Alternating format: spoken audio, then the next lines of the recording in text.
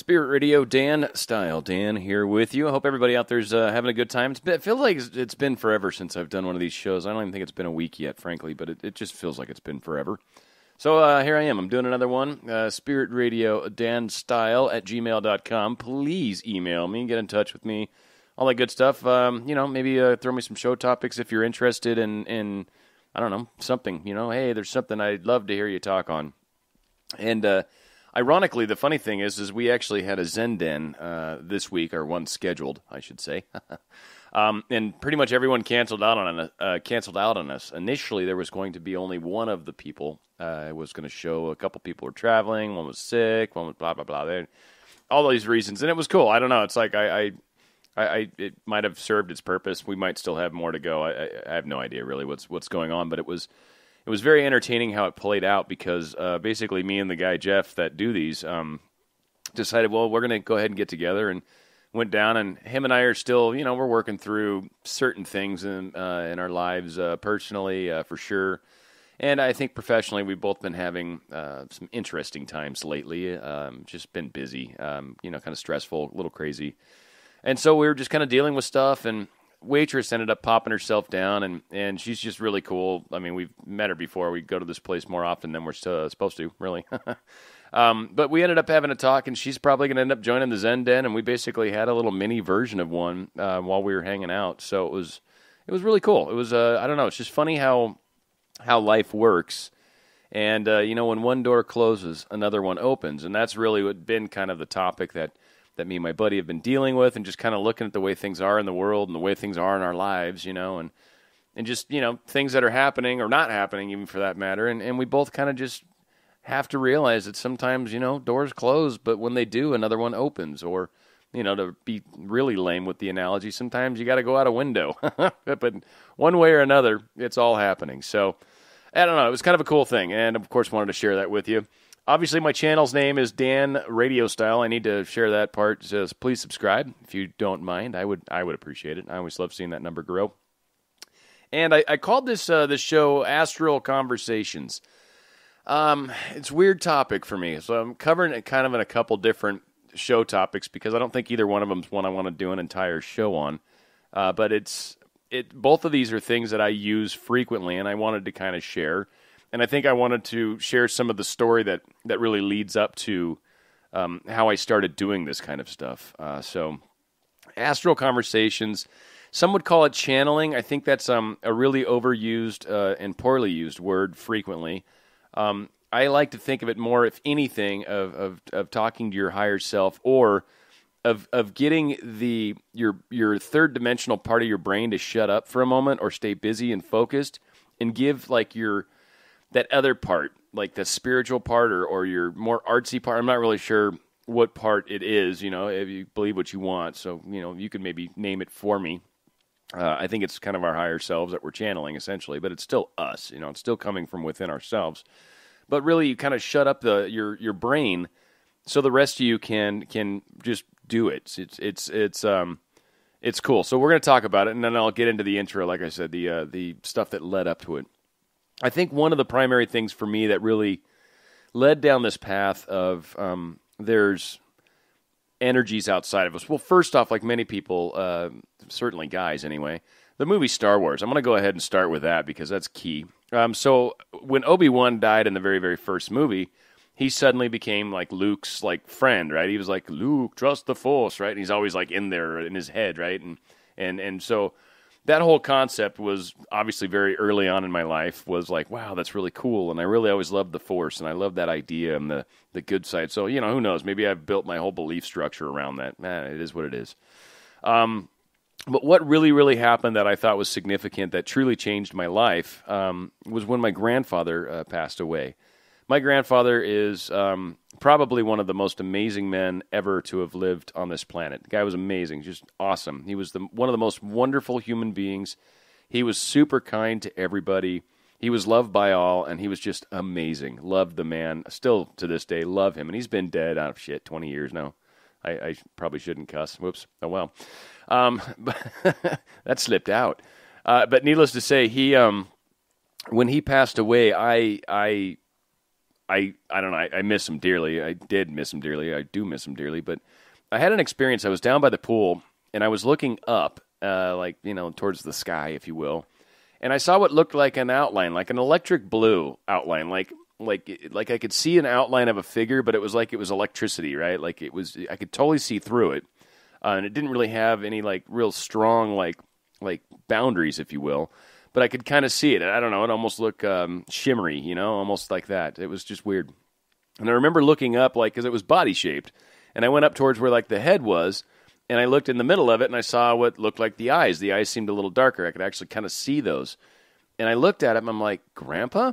And from that, he was at, my feet area, and he walked to my right, and then he came closer to, where I was. I was on, a lounge chair, like a beach chair thing, or, when you're lying down next to a pool, you're on those, recliner thingies so you can get sun, which God knows I haven't seen in eons. But he comes over, and I see him, and he kind of comes down a little closer to me, and he reached across my body and touched my opposite arm, my left arm in this case, touched it with his arm. The second he made contact with me, this wave of energy went through me, and tears just started streaming down my face. It was one of the most profound moments in my life. And truly at that point, I realized that there is something that continues on the other side, for sure. Now, call it heaven, call it hell, call it whatever you want. There's no such thing as ghosts or blah, blah, blah, whatever. I don't personally care. I can't prove to you anything. I can only share with you what happened to me that proved to me that these things are that way. And there's plenty of people I know that don't really kind of subscribe to this particular belief, and that's okay. I'm all right with that. I don't feel the need to get anybody on board. It is what it is, and I'm sharing with you. So this had a huge effect for me, and I began talking to him on a regular basis because in my mind, it was like, okay, well, here's someone that's fresh from life, and now he's on the other side. So he gets it. He gets what I'm going through very, very well, and he's on the other side, so he can see kind of the bigger picture of it. So I always felt that, that was just awesome advice.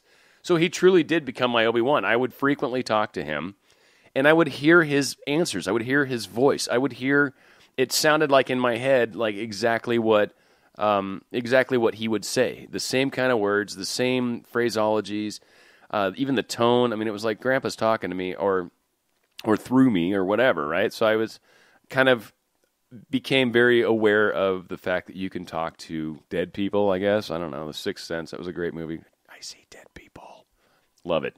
Anywho, so that really played a large role for me, and death has just become one of those topics, years ago, that it freaks out so many people. It's one of the most important things that we're all going to face at some point. And really, the second we get over our fear of death is truly the second that we can begin to live. And when we realize that once people pass over to the other side, that we can still talk to them, that becomes a much different scenario, because now all of a sudden they're not gone. I mean, it sucks that I can't hug him, but at the same time, I can talk to him. I can actually feel and connect with him and feel love to the point where it'll bring tears to my eyes when I do it. It's like you feel love that you probably never felt when they were alive. It's just very, very different. So it's pretty powerful. I had a good friend of mine whose mother had passed away. We actually met way back when I used to work at Starbucks. And her and I would chit-chat because her mom had passed away recently, and at least prior to this time. And so I would kind of talk to her and share with her stuff that I felt that her mom was having me share with her. And there was a number of times where she was very teary-eyed, and it just really, really impacted her. And I tried so hard to get her to talk to her mom, and I still wonder if she has to this point ever done that. Every time I talk to her, I'm like, you don't need me to help you with this. You can totally do this yourself. That's what I've been trying to get you to understand.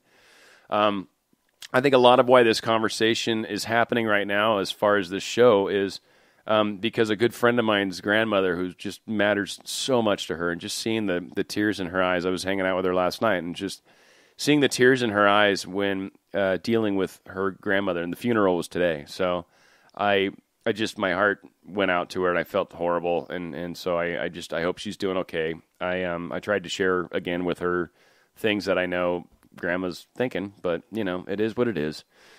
So what I wanted to kind of get into now that I've gotten through the the subject matter, if you will, is I want to get into this concept of auto writing or auto speaking. So I'm going to share two different options.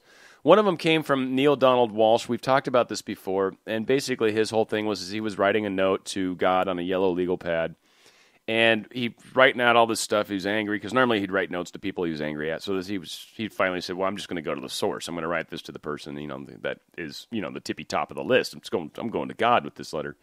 And he writes it all out, and then finally he goes to put his pen down, but he kind of felt this urge to pick it back up and continue writing.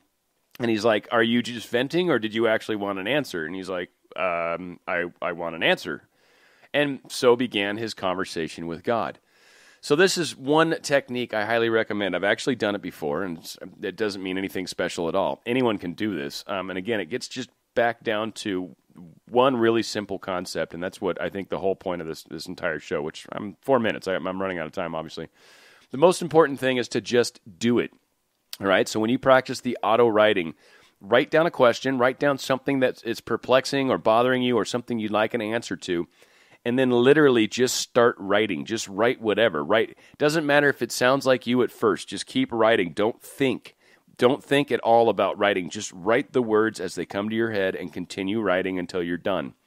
And you will be surprised at some of the stuff that comes out. That is the trick. That is the only trick. Essentially, they call it channeling because that is what you're basically doing. You're shutting off that thinking part of your brain, which ruins channeling, and just kind of letting that artsy right side of your brain kind of kick in and just take care of business. So that's what you do. You just start writing. You don't care what is coming out. You don't care at all. You just write, and you will be amazed at some of the stuff that comes out. The other version of this, and again, this is just simple stuff. So I'm asking all you guys to try this if you're interested, because this is all you do. Ask some sort of question, begin writing out the answer. Now, the other way to do this is to do it speaking. Some people are very good at speaking. There's a program I use on my phone or an app called Dictadroid. There's other apps. I think Apple phones come with like some sort of recording thing that's pretty awesome. So whatever it is, as long as you can record, 5-10 minutes worth of speaking, it'll suffice for what you need it for.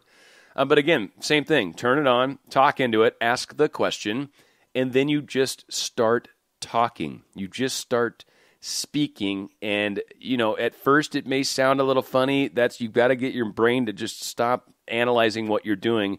That's why you're recording it. That's why you're writing it down. You're going to read it later.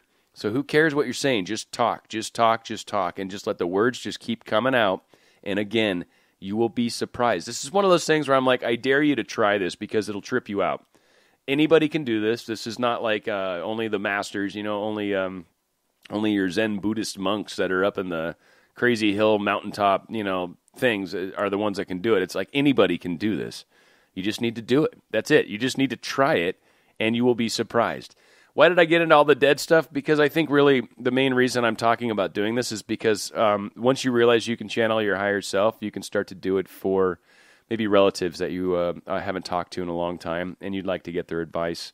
Same concept, same thing goes.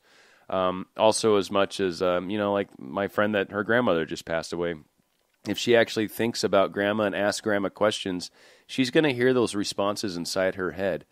And hopefully this will help her realize that that's not just her imagination, because most people do claim that, it's just my imagination. It's like, well, actually, no, it's legitimate. That's her. It sounds just like them, right? They're saying the same, it's just no, it's them. And it just takes some practice, and eventually you get to the point where you're like, no, I think they're right. I think that's them. So that was the whole point of this conversation today. Astral Conversations. We're talking on the astral plane. I don't know, kind of a lame name for it, but at the same time, I couldn't think of a better name or one that didn't sound just ridiculously stupid and long.